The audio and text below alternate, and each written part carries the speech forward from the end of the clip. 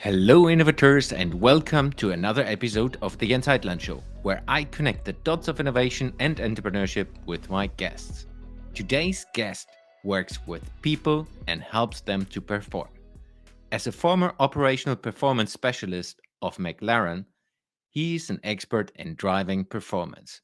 We talk about his experience learning from the innovation and performance in motorsport and the importance of the human. Please welcome to the show Paul Teasdale. Hello, Paul. How are you doing? Welcome to the show. Thanks, Jens. Thanks for having me. Appreciate it. Looking forward. Yeah, Great very that much we so. made it. And yeah, sorry for the confusion with moving dates. For everyone listening to this, I needed to move things around a little bit. So we're recording this way later in the day than planned. But that's how it is sometimes with entrepreneurs. Exactly. That's life. That's life. Customers first and then podcasts. Okay, let's get into it. Before we go into, of course, McLaren, Formula One, innovation, leadership, people, all the topics you worked and have worked with, tell us a little bit about yourself. Who are you and how did you get to where you are today?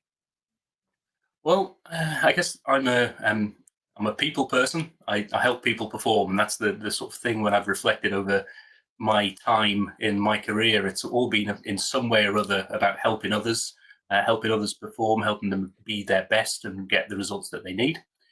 But a very sort of varied career, shall we say? Everything from making sausages, fixing aeroplane engine parts, in banking. I've been in food manufacturing, all sorts of bits and pieces like that. So, but it all stems from my time as an engineer. So I'm an engineer by trade, and I took that manufacturing methodology and the improvement frameworks that came out of that and started to apply that to some of the roles that I went into, and had various different exciting roles in my early stages. Learned a lot from what was my second job as a production manager in a sausage factory. Had a massive team of 50, 60 people over a few shifts. As a young manager, learning a lot in terms of how to manage people and how they manage you, and how to get the best out of a team, particularly in the hard times. And then I made a couple of moves. I worked in a shipping container business for a while, helping them to improve their invoicing systems and how they worked with their customers to standardize some of their processes, before embarking into the world of consultancy. So I joined a team, a bit of a boutique consultancy, primarily working in food manufacturing, and worked with them for 5 years, living on the road, leaving at 4 a.m. on a Monday, and living in some wonderful hotels across the UK and beyond, and then coming home on a Friday evening and spending the weekend living at large. So I did that for 5 years and realised it wasn't sustainable for me at that time in my life, and made the decision, me and the soon-to-be wife at that point, to take a bit of a move, and moved out to New Zealand. So managed to land myself a job with a big dairy company out there.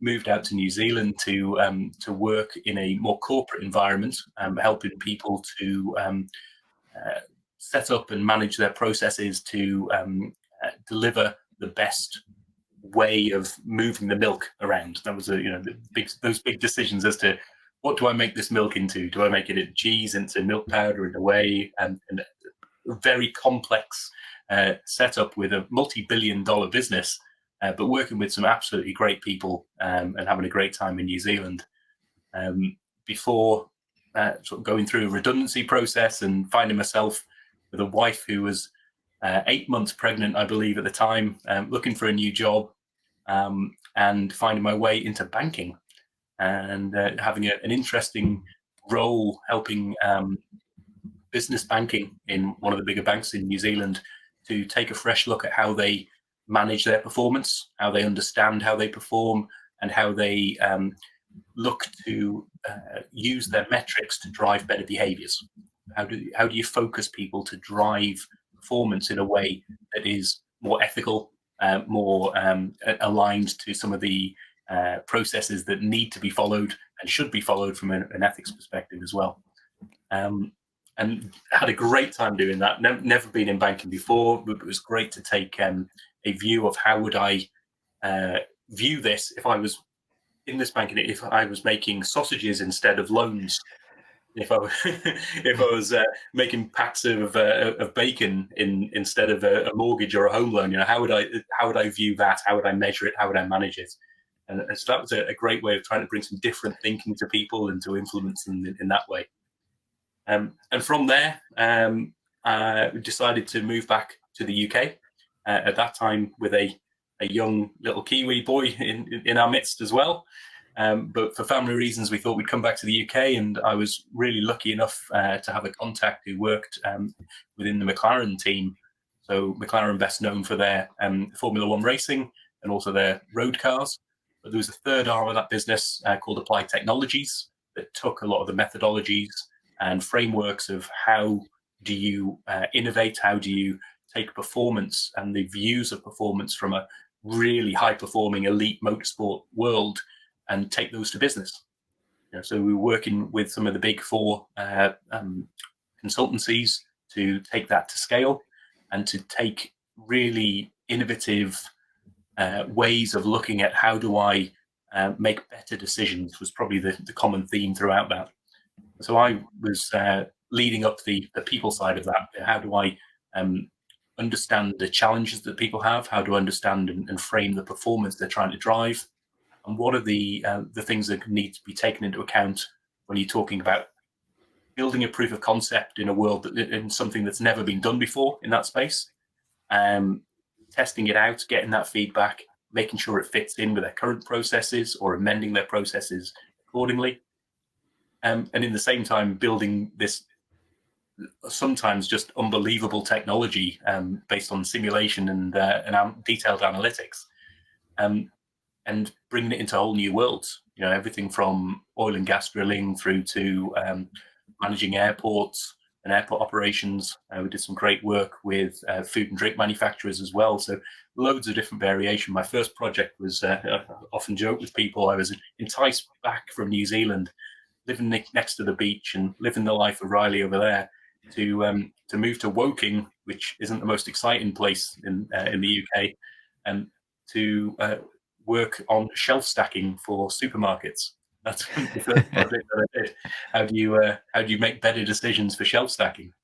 And interesting, when you think it's a boring topic or something you wouldn't even think of, but it was costing the business we were working with £1 billion a year. So an estimated sort of waste in that of about 30% of that effort was wasted. So making small changes in better decisions can have a huge impact on businesses like that. And so I was lucky enough to work for McLaren for a number of years. Beautiful environment. I lived just down the road from McLaren Technology Centre. I used to cycle to work and go into their wonderful offices. It's a great place. You can look at it on Google Maps and actually have a walk through there. It's a fantastic place. They've got all the cars and everything in play to really be visually impressive and to inspire change and to inspire innovation. And worked there for a number of years. And more recently, I've been going out on my own, making the move to try and take my knowledge and my experience out to people and to take that performance-based approach and help people perform. That's where I am now. Interesting story. I love the sausage part, but one thing you mentioned, which I think it was in the sausage factory, you said as a leader you learn to manage, but also how they managed me. Can you elaborate on that? Yeah, I mean, I came in as I wasn't young at the time. I was a little bit older when I started university and did a 4-year course as well. So by the time I got around to this particular business, I was sort of 24, 25, but still very wet behind the ears and didn't have a lot of management experience. And I did the classic mistake of thinking, right, I know all of the methodology, I know all of the theory behind what should be done. And one of the first jobs that I had, I was managing a team of what we call meat prep guys. And it was a team of guys who had all been there, had been butchers over the years, in the days when they would literally bring the pigs in one end and the sausages would come out the other. But these days they would they'd actually mix that the recipes up and bring the spices in and do all the chopping. Highly experienced, really knew what they were doing. And I took it upon myself to see if I could make them more productive by amending their shift patterns and amending their breaks, and came up with some great ideas and said, right, sat them down, said, right, I've got some great ideas as to how we're going to be more productive. You're going to have different breaks, and different people are going to go on breaks at different times, and this is what's going to happen. I learned a lot about how not to manage change.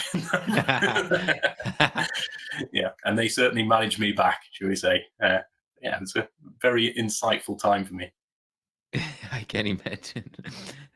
But I think that's, looking back, maybe that was the best thing that could happen to you, because having this early on, that you face resistance and get taught by very, very experienced people inside of a work environment, they might help, or might have helped you to understand, hey, leadership is something different than changing shift time and demanding what people should be doing. Definitely, and definitely learning the importance of being humble and the importance of knowing what you know and what you don't know, and the value that people can add. Just making assumptions based on where you see people at the time and the roles that they're doing.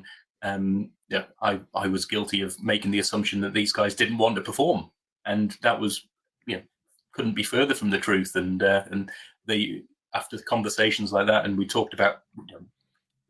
I think one of the best things I did in those stages, where I held my hand up and said, "Look, I'm sorry, I got it wrong. I was trying to be the big guy on campus, and I got it wrong. So what can we do to get this back?" And we came up with some great ideas, made some changes, and got the performance up where we needed to.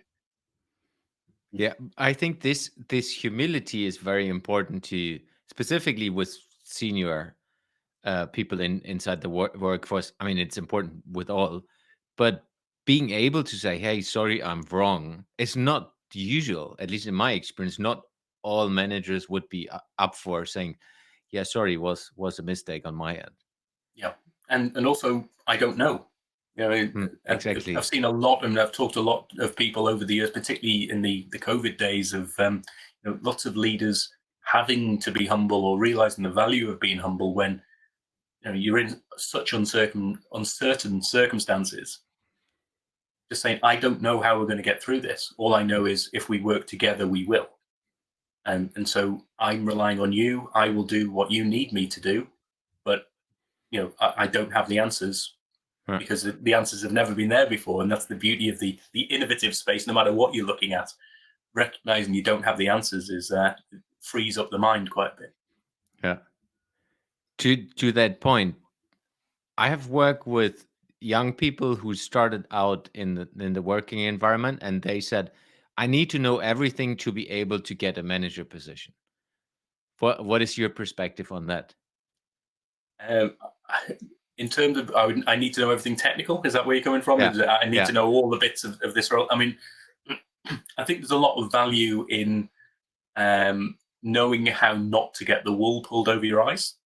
I've worked in other environments. I did a year out before university, and in a research establishment, and I saw firsthand how people would play the system and play their managers. Examples sort of being, how many of these tests can you do in a day? Oh, I can do 4, but if you really want me to, and I really work my lunches and I do this, I could do 5 in a day. I'll really push this one for you. I'll do 5 today. And knowing for a fact that they could easily do 5 in the morning and 5 in the afternoon, but because the managers didn't pay enough attention and didn't understand that, not necessarily the detail of how they did the role, but care enough about going, the classic go to Gemba sort of view, and actually go and spend some time, show me how you do this. Not because I want to know exactly how to do it, but I want to see it, I want to experience it, so that I know the context of what you're doing. I know Yeah. how you're trying to perform your role, and therefore I can ask some questions. I think that's one of the key roles of any manager is to ask the questions. And two, I can offer my support. I might have seen things that elsewhere that can be applicable. I might be able to do something and bring some new tools and techniques in that make a difference to what you're doing. But if you just assume off the back of what people tell you, it's the classic. Yeah, they will pull the wool over your eyes, should we say? Yeah.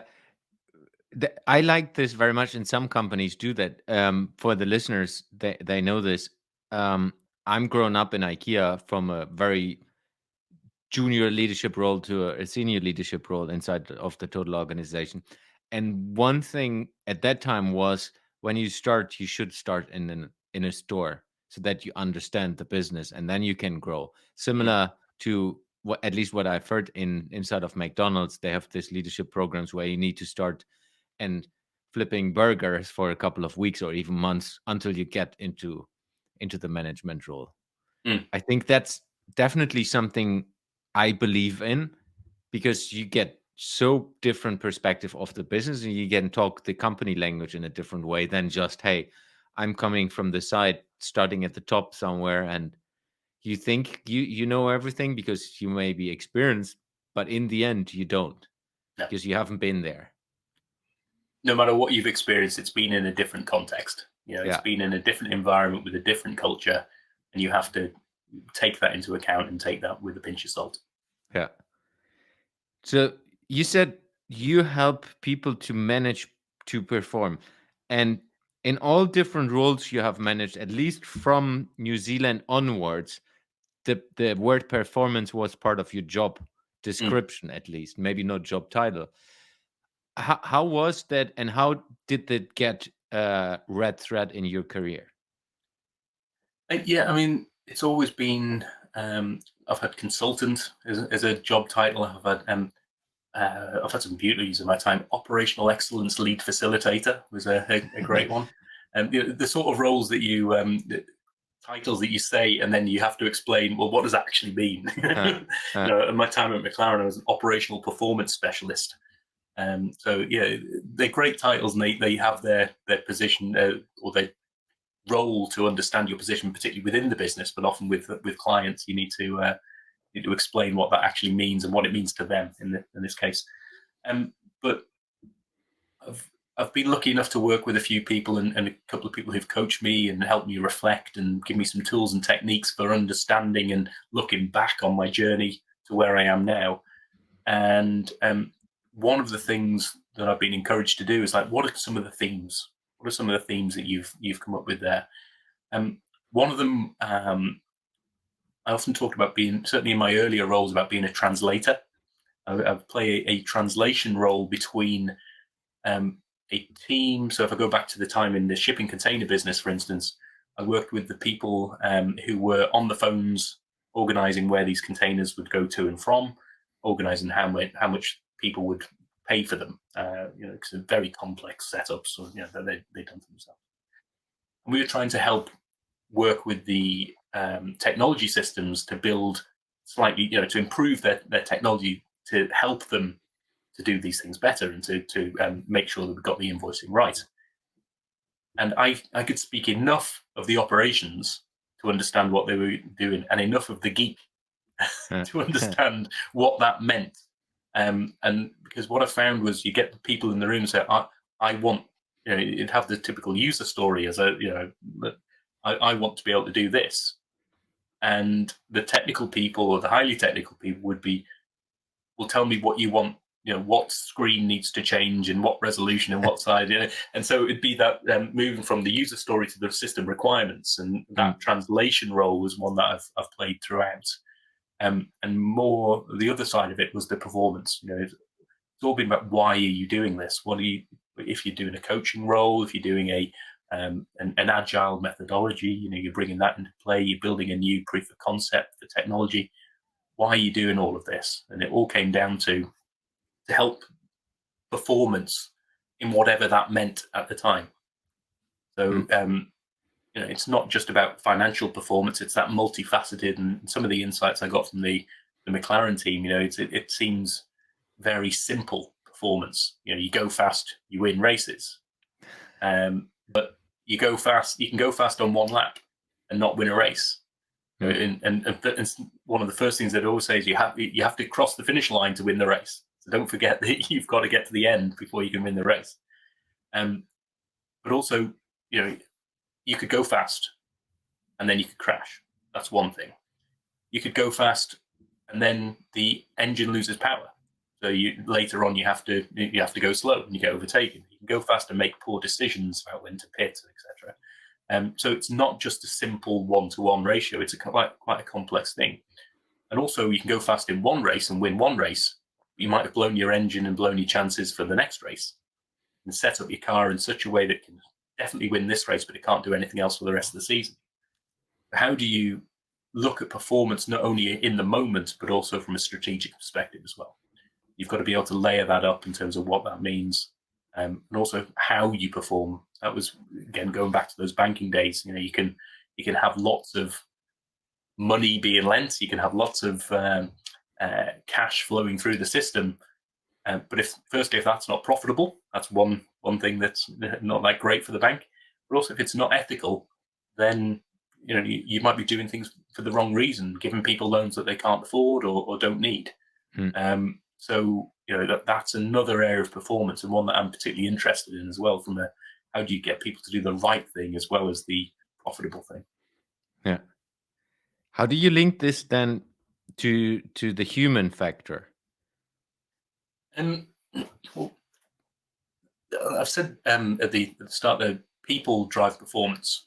So it's like when I work with clients, what I tend to do is I'll start with, although it starts with people in terms of performance, my conversations always start with performance.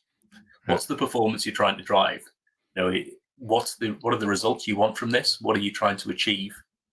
And then the second layer is, what are the things you can do? What are the levers that you've got in your business to push and pull? So if you can you can up production rates, you can make different decisions in terms of how you move your aircraft around an airport, and understanding, right, these are the things that can be done in order to impact performance.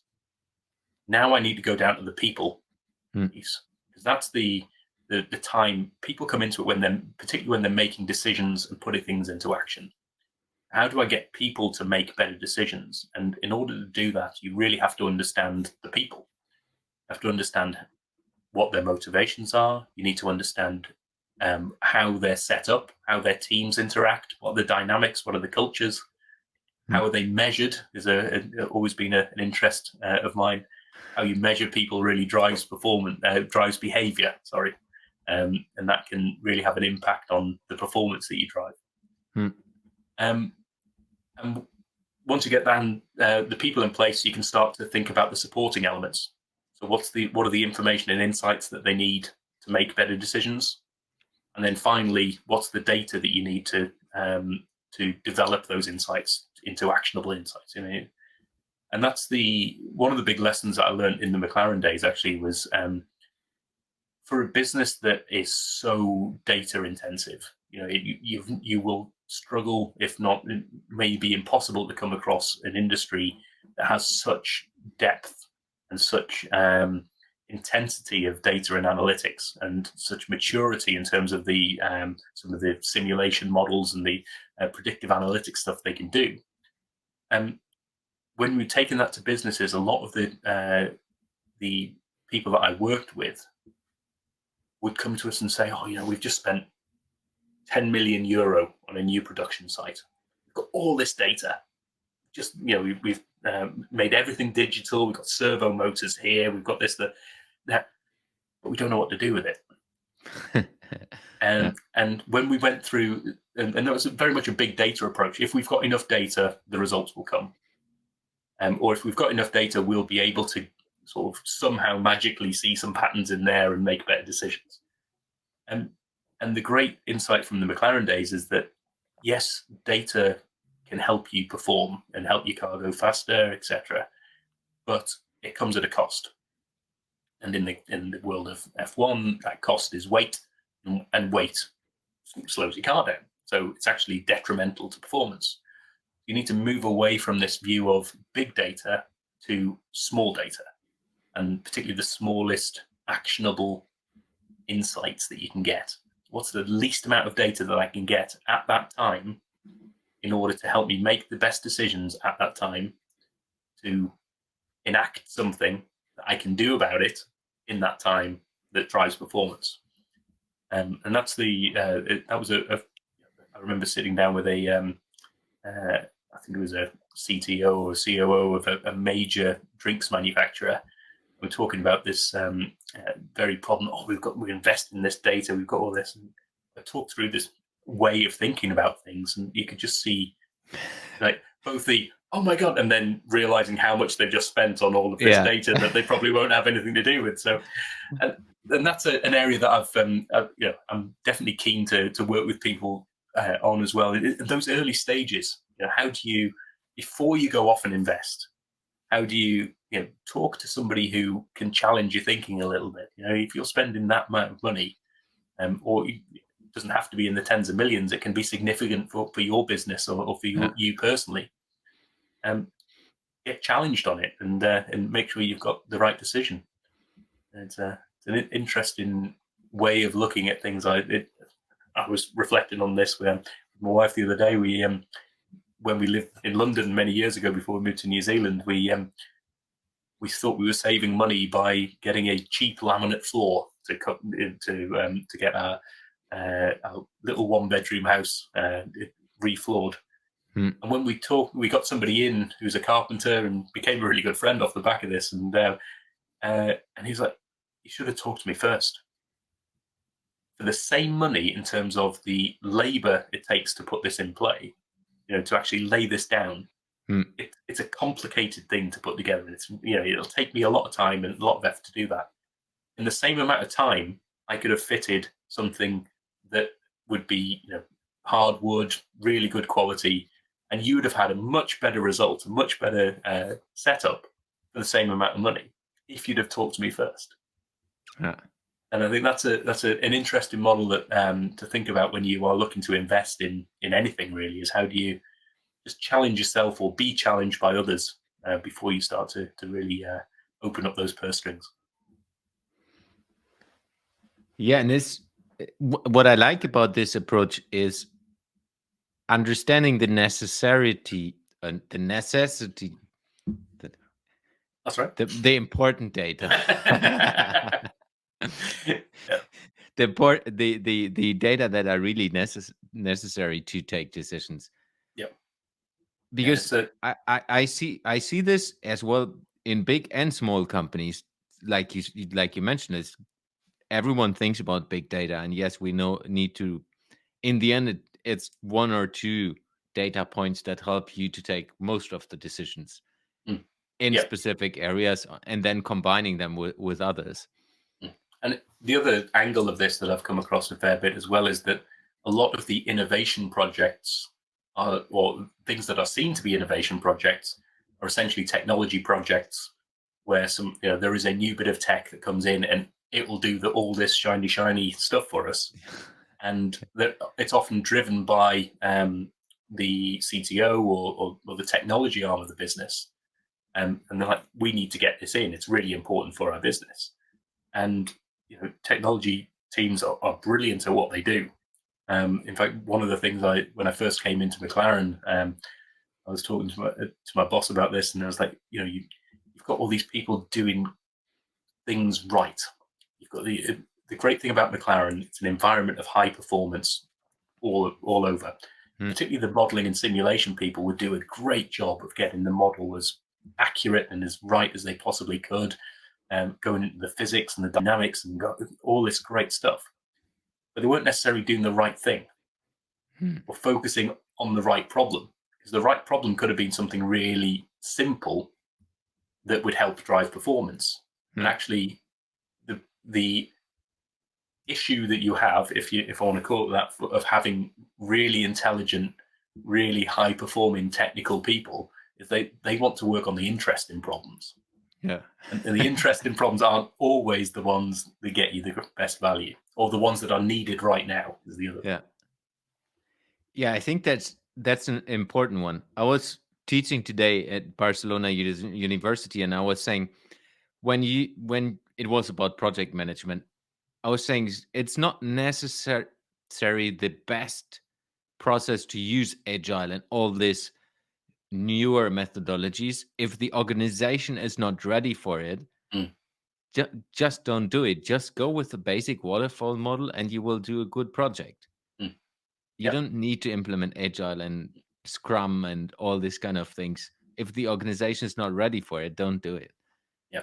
And you've got to be, fully agree, because I think, you can do things, and you can do things in isolation a little bit.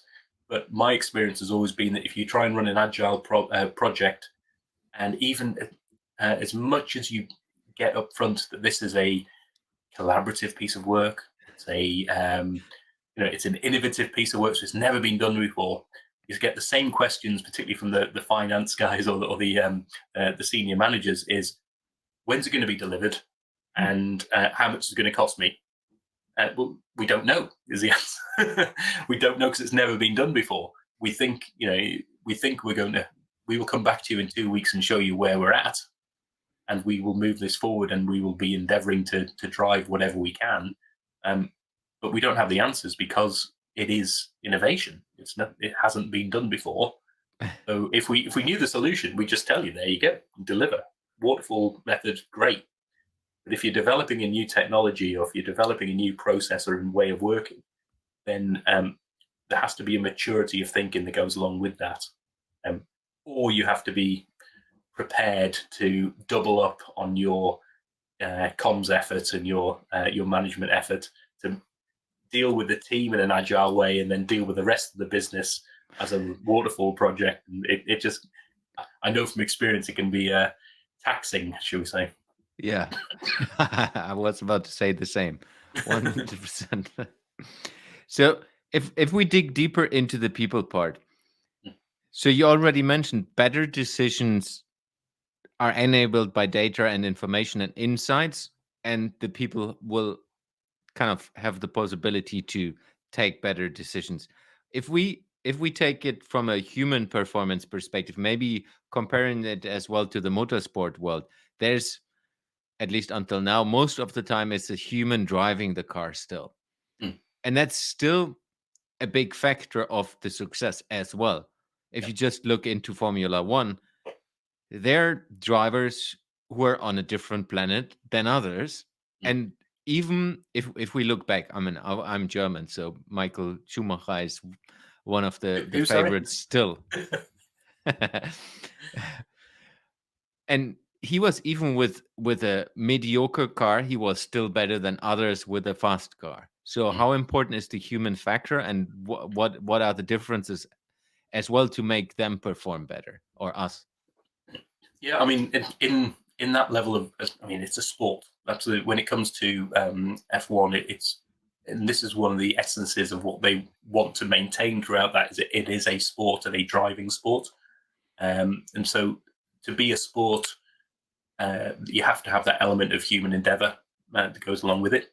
And there are other areas of of automation where you can see what's the best technical thing you can come up with, and there are series and things that people do in order to purely focus on that technical aspect, but they're not as popular because people connect with people.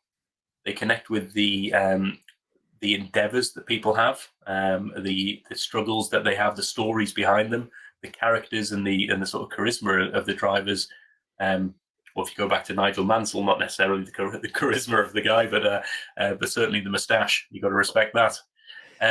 But yeah, it is very much a case of in that world, it's the human in the loop we talked about. It's that person is not only vastly important to executing, but they play such a role, and to see behind the scenes in some of these environments, the role that the driver plays these days in terms of feedback. and work on the car. There was a recent podcast with Lando Norris was on there talking about his role and his experiences in McLaren over the years, and he plays such an amazing role in terms of how he provides that feedback and debrief and input into the design in the first place, some of the ideas, some of the execution, and to work with the team to help him perform. And then his role is purely to make that happen in the moment. We'd also sometimes joke around the fact that Fernando Alonso was one of the drivers when I was first with McLaren, and would say that the most expensive sensor that we had in the whole kit was his backside, because what he felt through the driving process is something that we are yet to be able to replicate, even with the most sophisticated models that are out there. So people are such complex, and high-performing people in particular, such complex and characters that have such amazing capabilities, not only to do what they do in the moment, but to mix everything together. The great performers take their experiences from other sports, other environments, other things that they've done, and apply them differently in that, mix them together in a unique way that makes them perform. Yeah, and I think if we go to our level, not being a professional sports person, and people we work with, I think it's you see that as well. There are entrepreneurs who have just the finesse. They have it automatically. They might not use all the data, but they have this. I don't know. They can smell it. Yeah. Go ahead. And there's an element of instinct with some of these things, and the history is written by the winners, and so you often see the things that the instinctive moves that people make. You don't see all the ones that fail. And a big part of the innovation world in particular, but also any business, any entrepreneur, the ability to fail and to fail fast, or those great terms, learn fast, but however you want to positively put that. It is a huge part of what needs to happen. I was just putting something up on the socials recently, just having some reflections. It was actually based off some of the results that McLaren had over the weekend, as well as the England rugby team, who I'm a big fan of as well. Not getting the results that you wanted in a certain situation. The debrief process, and it's one of was always a part of what I did in the early stages, but the McLaren experience really cemented this, the importance and the rigor of always debriefing your performance. Operationally, I saw this happening a lot in food manufacturing teams, great at having a daily meeting or a shift meeting, or even an hourly meeting. What's my performance? What am I going to do differently? Corporate environments, other things, not so great. No. And project-based work as well, again, not so great. So I'm a firm believer that having a good debrief process and a good debrief practice, it doesn't have to be complicated either. Yeah, it's the rigor over the complexity. Yeah, what I like about this, because leaders, we're all human, so it's not always easy to say, hey, you could be better, you could perform better. The tricky thing is, if you wait half a year and then you tell a person, hey, you could have performed better the last half years, like, yeah, why didn't you tell me earlier? So I think I agree. That's a big topic, and I just wrote it down for myself as well. As a good reminder, because it's not in my practice as well. Sports wise, yes, I have a coach, and he's kind of debriefing. Is like, hey, that was not really what you should have been doing. This kind of things. But this, I agree. But also the other bit, I have a bee in my bonnet about this sometimes as well. And debrief process is that the focus is so tempting. What didn't work? What exactly went wrong? But also you've got to capture what went right. Why did it go right? We had such a great result today. What was happening? We almost got there. If you're doing an innovation project, we didn't quite get to where we are, but we've made this much progress. Yeah. Well, you could kick yourself in the teeth all day to say, why did we not get there? But actually, what have we done to get where we are? We've made massive progress. What's been the driver behind that? And how can we learn from it, replicate it, accelerate it, and improve on it? So I do always try to get people to focus on those positive sides as well. What went well. And I always think it's a good place to start as well, because otherwise, if you go into a conversation about what went wrong, you'll be finished your hour-long meeting before you know it. Everyone's got an opinion on what went wrong, but capturing what went right tends to be slightly less time-consuming, shall we say? Yeah, but then as well, what I'm a big fan of, documenting things, which then allows you to build data sets, which allows you to build insights as well when you look backwards, because then okay, we did this way and this is how it worked. Let's figure out if next time, if we stick to the same way of doing it, if it works again, or if it was just by choice that we have been lucky. Because then over time you figure out, oh yes, that's the way how we should do it. And I'm a big fan of cooking, and my style tends to be throw things together in terms of what I have in front of me. And sometimes that works really well. And the problem I always have is the wife and the kids will say, "Oh, that was brilliant! What did you do differently?" I do a pizza night every Saturday, and I made some great pizza over the weekend. And they're like, "What did you do differently?" It's like, I don't really know. I wasn't paying attention. I was just in the moment, enjoy. I like to relax through cooking, so I don't really spend that much time focusing on exactly what I'm doing. I just get on with what's what. But if I want to replicate that performance, I've got to be a bit more serious about how I measure what's going in. Yeah, but there are as well situations in life where you can just be in the zone, where it's not too much about. There's no such thing as bad pizza anyway.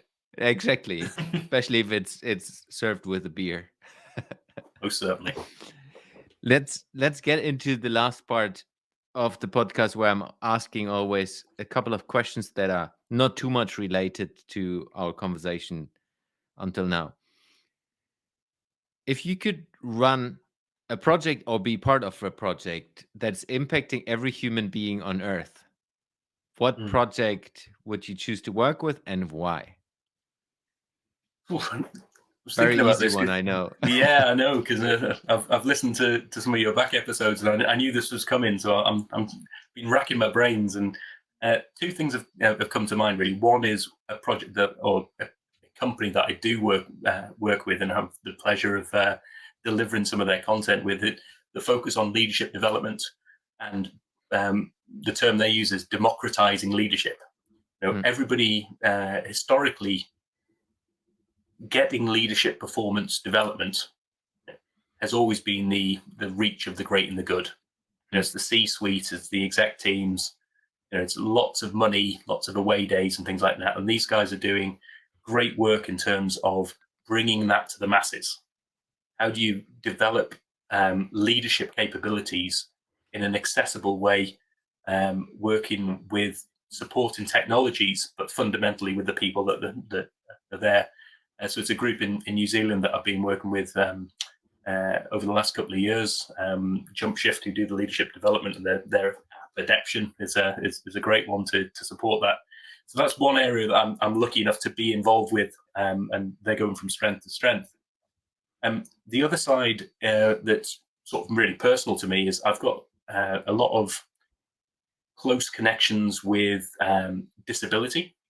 So disability in the family, close family friends, things like that. But I've seen it from the perspective of how people are overlooked, but also some of the positive elements of how people are now using that sort of diversity, the sort of neurodiverse, in different capabilities that people bring, and really helping to focus away from disability to ability, and how do you make that happen? How do I just change the environment or change the process in a slightly different way? So I'd love to spend more time on that subject in future, as to how can we make a difference in across the whole of the whole of mankind. And something that might be a bit ambitious, but you got to have an ambition. because I think it's 20% of people have a disability of some sort. So it's a huge untapped potential that's often been overlooked, and I think we're making some great strides to push for better from people, not only for people, but expect more from people as well, and enable people to do that as well. So those would be the two little leadership for all, and get the best out of the everybody's abilities. Small projects. I'll do that on the weekend. Yeah. Yeah, that's performance. Precisely. So, next question. How do you keep yourself up to date on topics that interest you? I listen to podcasts. That's probably over the last couple of years in particular, I've really got into podcasts as a medium for helping, like yourself, just lots of different views on a particular topic. I think that those are great, and just getting some different topics that are in there. I wouldn't traditionally have been involved in innovation, but as soon as you start listening, you think, oh, there's such crossover that there goes along with it. I've got some great networks and some great people who've set up sort of communities of practice and networks for people like local solopreneurs, as we call them. So, a good friend of mine, Faris, has set up a great network that helps get people together and start to realize just how much crossover we have and how much we can do. And I recognize what I'm good at and what other people are good at, and I go to people who I know are great curators. I've got lucky enough to have some people who I know spend a lot more time researching and reading than I can currently commit to. And I really value their opinion. And so when I see that those people are reposting something, that will aim me towards something. So I do LinkedIn is a good connection way, and other socials. Yeah. From a podcast perspective, quick follow-up question. How many podcasts are in your weekly feed, or let's say bi-weekly at least? Is it 5, 2? It's probably close to 5, and a mix of both industry stuff, and I love a laugh, so I listen to a lot of comedy stuff. Right. So yeah, it's those areas that don't always seem like natural fits, but it'll always spark something off in my mind. Yeah, love that. Where do you see yourself in a year from now? And you can answer that personal or business wise, or both. Somewhere that I didn't expect to be, I think would be the that's an easy one for an entrepreneur. Yeah, no, I think I've been surprised at some of the work that I've taken on recently, that there weren't necessarily things that I would naturally gravitate to, but I found myself through the conversations and through the work I'm doing supporting others as well. It's going into things like public sector and other areas that I haven't had that much experience from, and I'd love to be seeing how I can apply the thinking that has got great results in one area and applying that to somewhere completely different. I'm a firm believer that it's the principles that count. It's not the application. Yeah, agree. Love it. How can people reach out to you, and where can people find you? So I guess LinkedIn is probably the key one. That's where I do most of my sort of push out the videos and content. A little bit that I'm starting to get more and more into, and start to push myself on that front. I've the website is just paulteasdale.co.uk. You find out some more information there, and my contact details are all through there. So I'm on the socials. I'm not the world's best at that yet, and I'm trying to up my game in that space. But yeah, LinkedIn and the website is probably the best 2 ways. Super. Paul, was a pleasure to have you on the show. Thank you very much for your time, and looking forward to see how you help people to perform. Thank you very much. Thanks, Jens. It's been a pleasure. Thanks for listening to today's episode. You will find the links and resources in the show notes of this episode. If you would like to support the podcast, the most impactful thing you can do is subscribing to the show on any of the podcasting platforms and give me a review. This will help me to reach more innovators around the world and bring some of you into the show. If you have any question to the guest or want to engage with me, feel free to reach out to me on social media and contact me there.